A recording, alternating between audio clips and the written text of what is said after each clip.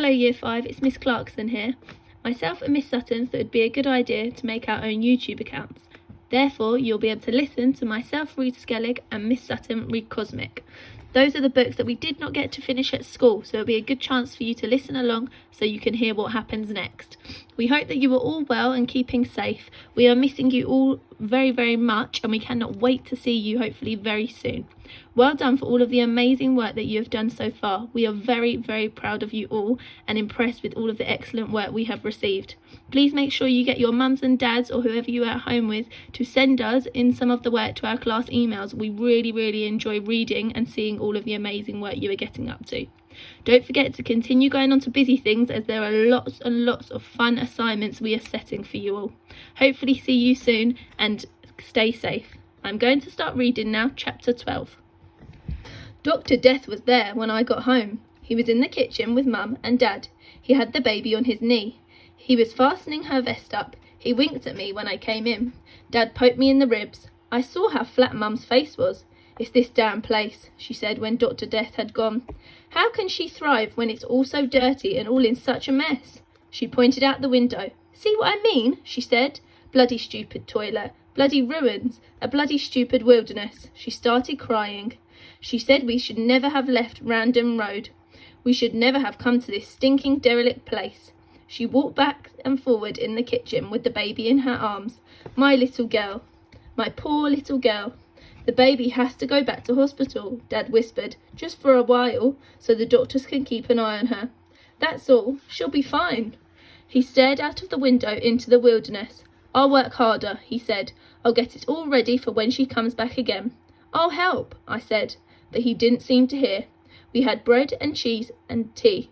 The baby lay there in a little carry cot beside us. Mum went upstairs to put together the things the baby would need in hospital. I put the skeleton picture on the table and looked at it, but couldn't concentrate on it. "That's good," Dad said, but he wasn't looking at it properly either. I went up and sat on the landing. I watched Mum throwing vests and nappies and cardigans into a little case. She kept clicking her tongue and going, "Oh, oh," like she was mad at everything. She saw me there and tried to smile, but started to click her tongue again. When she was finished, she said, "Don't worry, it won't be for long." She leaned down and put her hand on my head.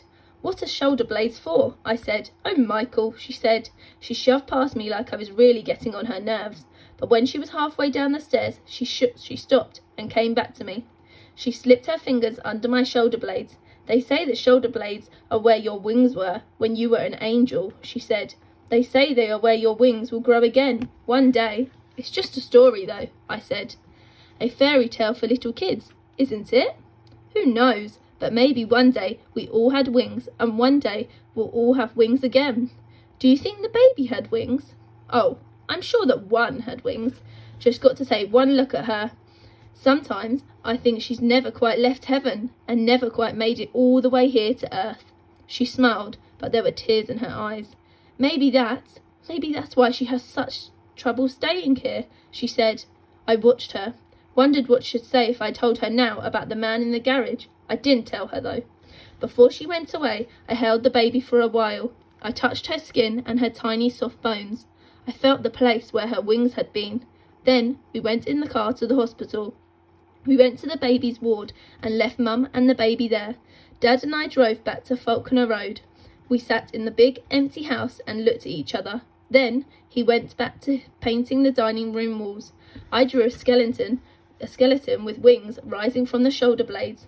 I looked out of the window and saw Mina sitting high up on the top of the black wall. Chapter 13. "You are unhappy," she said. I stood there, looking up at her. "The baby's back in hospital," I said. She sighed. She gazed at a bird that was wheeling high above. "It looks like she's going to bloody die," I said. She sighed again. "Would you like me to take you somewhere?" she said. "Somewhere? Somewhere secret, somewhere nobody knows about." I looked back at the house and saw Dad through the dining room window. I looked at Mina and her eyes went right through me. "5 minutes," she said. "He won't even know you're gone." I crossed my fingers. "Come on," she whispered, and I opened the gate and slipped out into the lane. "Quickly," she whispered, and she bent low and started to run. At the end of the street, she turned into another black lane. The houses behind the walls here were bigger and higher and older. The back gardens were longer and had tall trees in them. It was Crow Road. She stopped outside a dark green gate. She took a key from somewhere, unlocked it, slipped inside. I followed her in. Something brushed against my leg. I looked down and saw a cat that had come in through the gate with us. "Whisper," said Mina, and she grinned. "What?" "The cat's called Whisper. You'll see him everywhere." The house was black and stone. The windows were boarded up. Mina ran to the door and opened it. There was a painted red sign over the door. "Danger." "Take no notice," she said. "It's just to keep the vandals out." She stepped inside. "Come on," she said. "Quickly." I went in and Whisper entered at my side. It was pitch black in there. I could see nothing. Mina took my hand. "Don't stop," she said, and she led me forward. She led me up some wide stairs. As my eyes got used to the gloom, I made out the shapes of the boarded windows, of dark doorways and broad landings. We ascended 3 stairways, past 3 landings, then the stairs narrowed and we came to a final narrow doorway.